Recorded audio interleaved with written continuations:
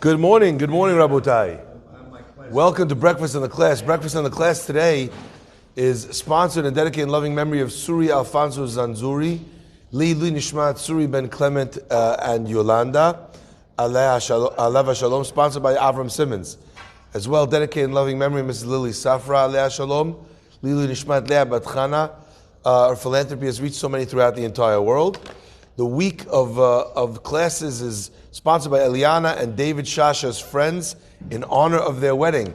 Mazal Tov, Mazal Tov. We just had the Hatan here praying with us. Magnificent. As well, the week of Kobru sponsored by David Iash in honor of you and your substantial capacity to good today and every day. I was sent a video already of someone driving in the Bronx listening to the class. He says he's deep in the bowels of the Bronx. I said, I don't know if that counts. As well, the month of Kobru is dedicated in honor of Rachel Syed, donated by her children. Someone's going to send in a video listening to Breakfast in the Class while skydiving. I know it's going to happen. Someone needs to do that. Okay, let's get rocking. The Pasuk tells us, Vayachalom v'hineh sulam mutzav arza. And Yaakov began to dream, and a ladder was planted in the ground, mutzav arza. It was affixed in the earth. V'rosho mageh shamayma, and the head of the ladder reached the very heavens. V'hineh, behold, malache Elokim, the angels of God, olim v'yordim bo, were rising up, were going up the ladder, v'yordim bo, and going down on the ladder as well. Rashi on the spot says, what does this mean, olim v'yordim? They would go up and come down. It sounds like purposeless. I remember when I was a kid, I have a very visual mind. So I always, whenever I read something or learn something, I always imagine, I see it like as an image or as a little video in my head. And the only thing I could think of, whenever I would think of this, the angels of God going up and coming down the ladder. Do you remember that toy with the penguins that would go with the little arms, and they would go up the stairs? And they would get to the top and it would just, and then it would go back and up the stairs. Right? And it just could kind of, this endless loop. Malache Elokim olim v'yordim bo. What are they doing? Going up, coming down, going up, coming down. Rashi explains. Olim techila. First, they would go up. The angels went up. V'achar kach, and afterwards, yordim, they would come down. What does that mean? Malachim shilivahu ba'aretz. The angels that accompanied him, ba'aretz en yotzeim chutz la'aretz. They don't go out to chutz la'aretz, to outside of Eretz Israel. Va'alul rakia. So therefore, as Yaakov left Eretz Israel, the angels that were accompanying him, who were Eretz Israel angels, they went up the ladder, and who came down instead? V'yordim was the angels of chutz la'aretz. V'yardu malache chutz la'aretz levoto, and the angels of chutz la'aretz, of the diaspora, they came to accompany him. Now, first of all, it's important to understand that there's different angels that are appointed over different countries, so to speak, as emissaries, as go-betweens between Borei Olam and the delivering of his berachot, of his shefa, of his punishment, even to that land. It's a Gemara in Sanhedrin. But however, what is important to recognize is that however a person's interaction is with God, a Jew always has someone looking out for him. Like the Pasuk says, Ki malachav yitzaveh elach. God, He commands His angels, L'shmorecha b'chol derachecha, to guard you in all of your ways and all of your paths. Wherever you're going, wherever you walk, there are angels of Hashem that are looking out for you, that are protecting you. And he explains, Rav Shimshon Pinkus writes in his Sefer Shabbat Malketai, he explains that that's the meaning that of the prayer that we say on Friday night of Shalom Aleichem. I don't know if you ever wondered this. You say Shalom Aleichem, Aleichem. You welcome in the angels, right? Melech Malchei Amlechem HaKadosh Baruch Hu, from God, that are coming to your home. So it's nice to welcome the angels in. Ba'achem l'shalom, ba'achuni l'shalom. Bless me. But then at the end we say B'shiftechem. Like, yani, when you come back, why are we ushering them out? Ashkenazim also don't only say b'shivtechem, they say it like it is. B'tzetchem l'shalom. Like when you go in peace. Why are you getting rid of the angels? Don't you want them there for you? Don't you want them there with you? And Rav Shimshon Pinkus explains something magnificent. He says in the name of the Hafetz Haim that there are angels of the weekday and there are angels of Shabbat. So therefore, we say welcome to the angels of Shabbat. And what do we say goodbye to? Say goodbye to the angels of the week. Now I found this super interesting because if that's the case, let's apply the template of the Hafetz Chaim to this. That means that first you say hello to the new ones, and then you say goodbye to the old ones. If that's the case, so we just learned in Rashi, Olim v'yordim means that the angels of Eretz Israel left, and the angels of Chutz La'aretz came down, right? That's what we said. If that's the case, why didn't the angels of Chutz La'aretz come down first, and then the last one, the angels of Eretz Israel, should have left? What would be the difference? The difference is that there's no overlap. We have a security system in the Bet Knesset, we have security guards here making sure that we're safe. You can never have a scenario where the morning guard leaves and afterwards the afternoon guard comes. The afternoon guard has to come before the morning guy leaves so that there's no moment in time where you're sitting without a security guard at your door. Isn't that obvious? And therefore, and that's also what's going on Shabbat. Okay? By the way, there's a second explanation as to why we say Tzedchem Shalom on Shabbat. The second explanation is that even though during the week we are on a lower level, so we're interacting with the angels, and the angels are the ones that are protecting us. When it comes to Shabbat, a Jewish person's relationship is direct with God without any intermediaries. And therefore we could say, B'tzedchem or B'shiftechem, tell them that, it's so nice to have you with us, but we don't need you for this moment because we have a direct interaction with God. But why would it be the case, therefore, that the Pasuk should say, Olim v'yordim bo, the Malachim that took him from Eretz Israel, ein yotzim l'chutz la'aretz. So therefore, v'alu l'rakia. So I thought a lot about this question, about why this is the case. And I realized something that I think is very interesting. The Pasuk is telling us, Vayachalom, v'hine sulam. Now, there's two subjects in this sentence. Who are the two subjects in the sentence? Let me read you the sentence again. And he dreamed, and behold, there was a ladder that is in the earth, and the head reaches the heavens. And the angels of God, Olim v'yordim bo, are rising and descending bo. What does bo mean? Bo literally means bo on him, in him. So who are we talking about? The ladder or Yaakov? Because bo could be referring to either one of them. Correct? So maybe bo actually does not mean that the angels were rising, going up and coming down on the ladder. Maybe it means they were going up and coming down on him. And I wanted to think, what does that mean? What does that mean? What does it mean that the angels of God are rising and falling, and rising and coming down in Yaakov Avinu? So I thought of something which I think is an interesting concept. We know that when a person is acting in the proper way, when a person does a mitzvah, the Mishnah in Avot says, what happens when he does a mitzvah? You do a mitzvah, a person creates a malach. What's the purpose of the creation of the malach of a mitzvah? So literally, you imagine that that's going to be in the day of final judgment. That angel represents him and says, "Look, he did this mitzvah." That's a simple understanding and interpretation. However, I think that there's something maybe a little bit deeper.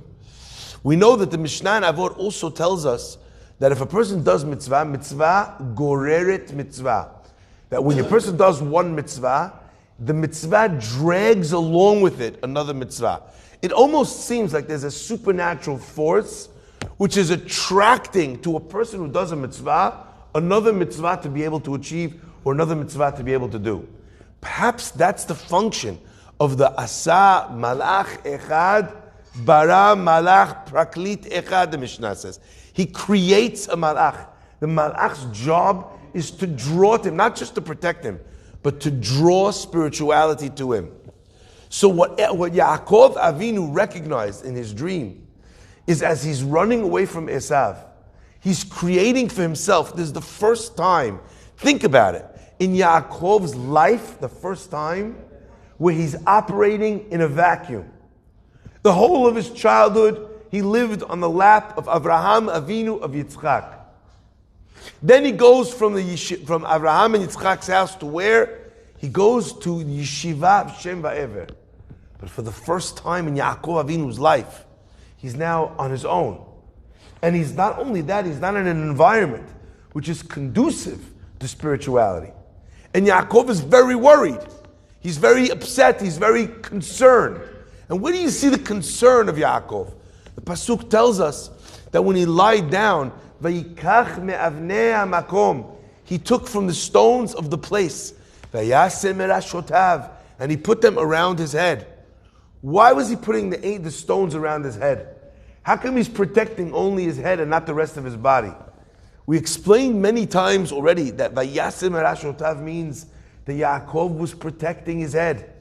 He thought to himself all this time, I wake up in the morning, what do I see? Yitzchak Avinu, Rivka Imenu.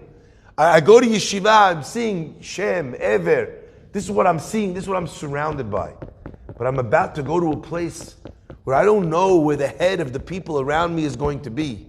So therefore I place Even Mirashotav. Fascinating that the word Even is an amalgam of two words. The first two letters of the word Even is Av.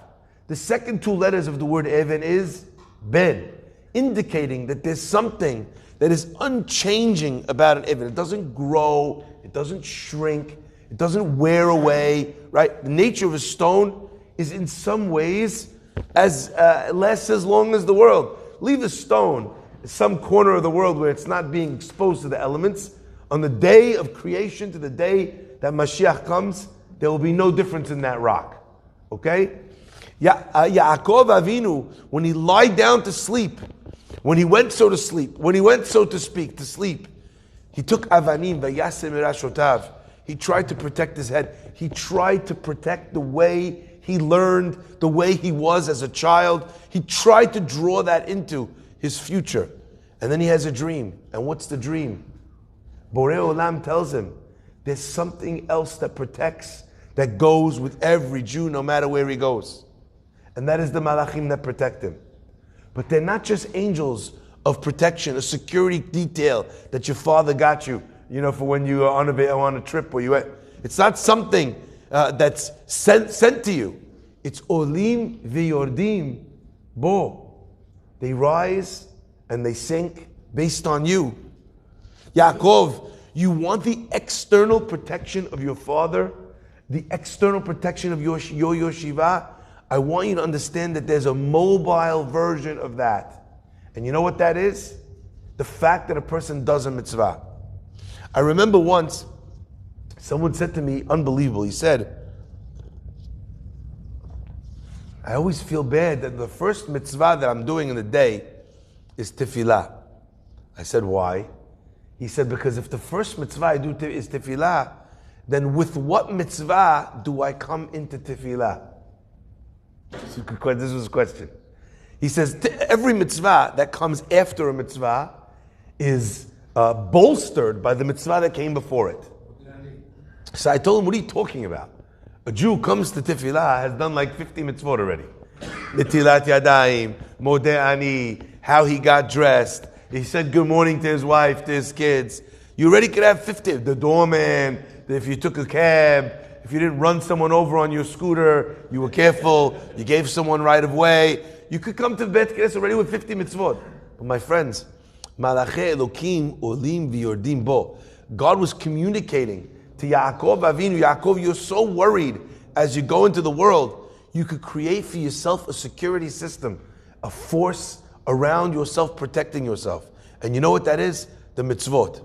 My friends, I don't know if anyone ever thought of this, but you want angels to protect you. The person goes into a situation where they don't know, do a mitzvah. Now, there's mitzvot that a person could have no matter where he goes, no matter what he does. You have a big meeting. Before you walk into the meeting, do a mitzvah. You need protection. They're about to, who knows what's going to happen. Call your mom. Tell her good morning. Do the mitzvah of kibud avayim. There's many mitzvot a person could do. Today you could go onto Chase, onto your banking app. You could send $5 to tzedakah. By the way, it doesn't cost you. It used to be, you'd send a wire, it would cost you $35. Remember those days? So you want to give $1, it will cost you $36, okay? Today, quick pay, free. Send chazak, $1. Boom, beautiful. Then you have the accompaniment of the mitzvah. My friends, there's a beautiful sulam, and the sulam is mutzav arza. It is, it's, mutzav comes from a lashon of yatziv. It's not only standing, but it's stable. If something is yatziv, we say it can't be knocked over. This ladder had stability. Rosho magia shamayma. And it's something that was unbelievably high. The rabbis tell us a beautiful concept, that when it comes to physicality, it's a beautiful idea for a person to be happy with what he has.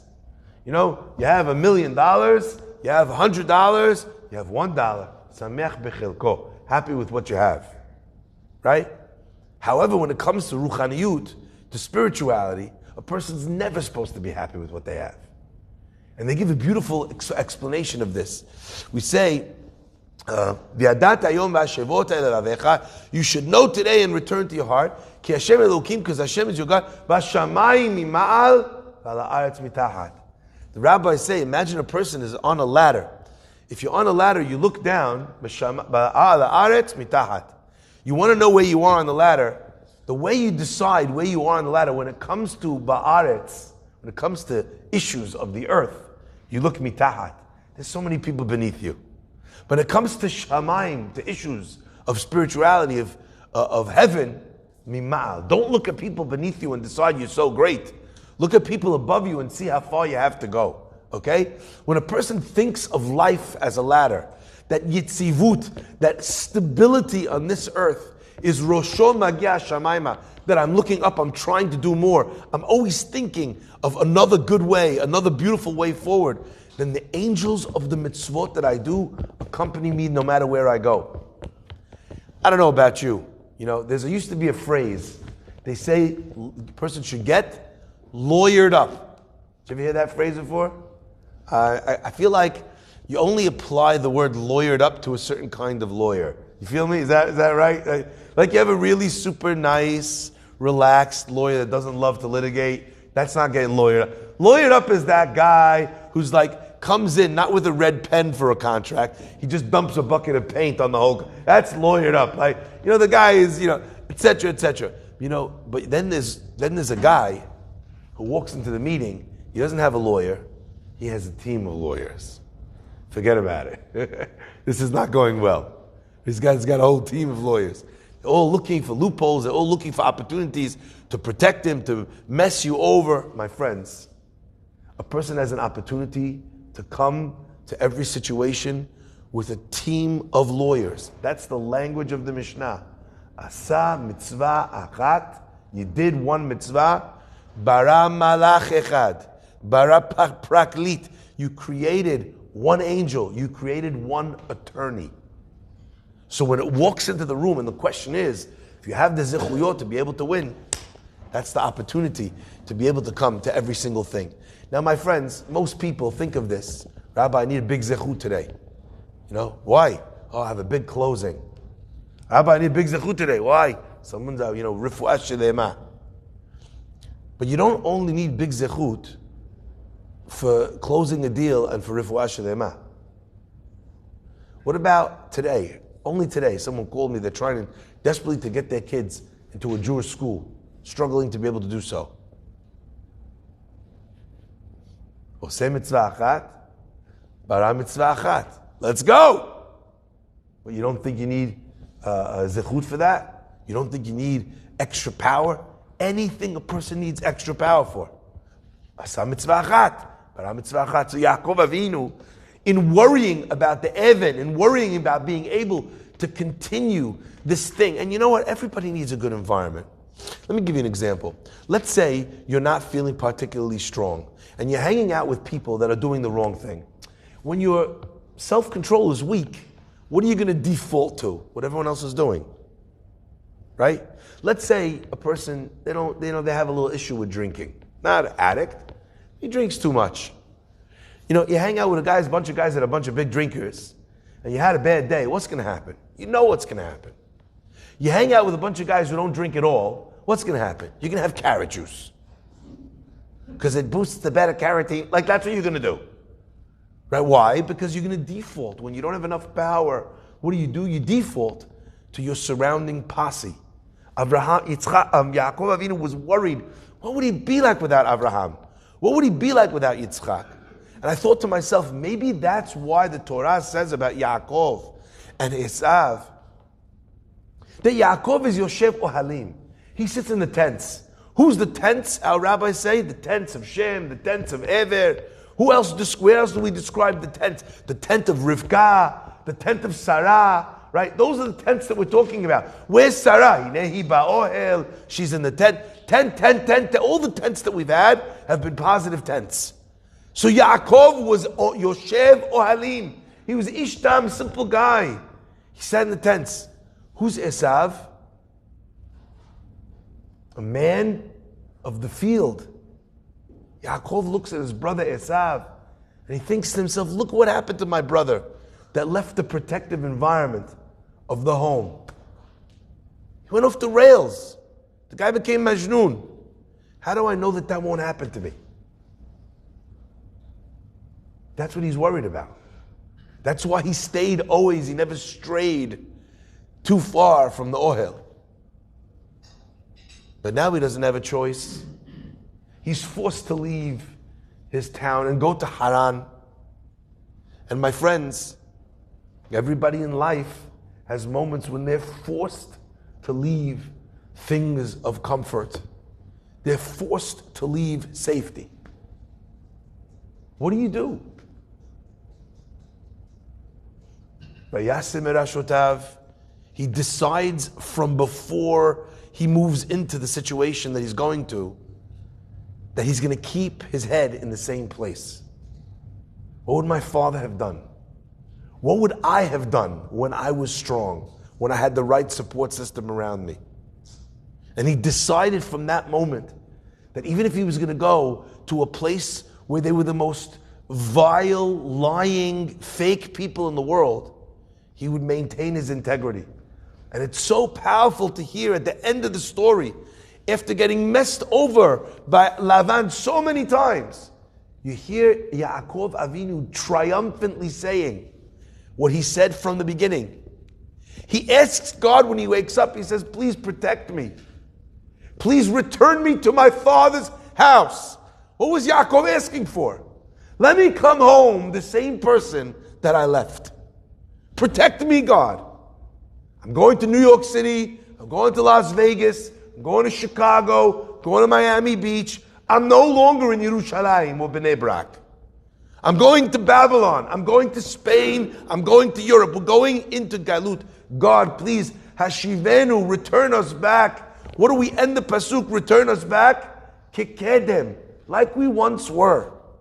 That's what Yaakov wants to be. He wants to be the person that will have made his parents and his grandparents proud. He wants to come back to the tent and not have them look him up and down and say, wow, you've changed. And what's the end of that story? When Lavan confronts Yaakov Avinu and says, you stole my things, Yaakov comes back to Lavan and says, how dare you? After you switched and you tricked and you did everything to me. I didn't miss a day's work. Whether the sun was shining, beating on me, whether it was freezing cold at night, there was nothing. You never lost a penny because of me. Yaakov maintains his integrity. He communicates to Esav, Im Lavan Garti. I lived with Lavan. And our rabbis say, V'taryag mitzvot shamarti. And I kept, the word Garti is the same letters as Taryag. And I kept all 613 mitzvot. I didn't erode one bit from being there all that time. What was Yaakov's secret?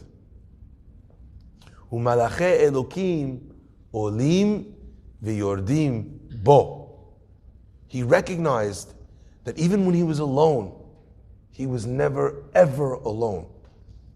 the mitzvot that he was doing were creating for him an environment, a security blanket, a tent, the feeling of home. He took a little bit of Yerushalayim, of his mother's tent, of his father's tent with him, and he was protected, and he came back the person that he left. So my friends, every day, a person in every situation, when they feel that need, that element, they have it in their hands, in their power to be able to do something that will guide them through difficult times. May Hashem bless us always. Ki malacha vitzav elach, lishmorcha b'chol derachecha.